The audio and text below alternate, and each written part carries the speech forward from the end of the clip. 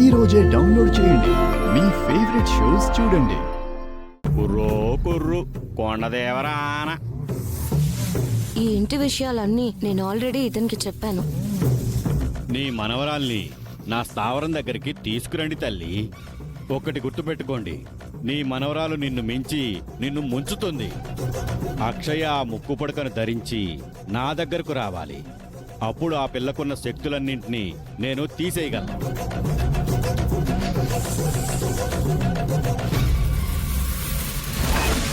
ఈ తాయెత్తు మీ మనవరాలి చేతికి రాత్రిపూట నిద్రించే సమయంలో కట్టండి.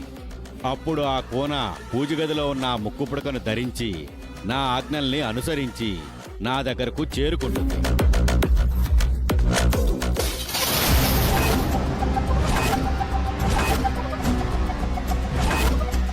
ఇదేంటి ఇలా ఎందుకు పడిపోయింది?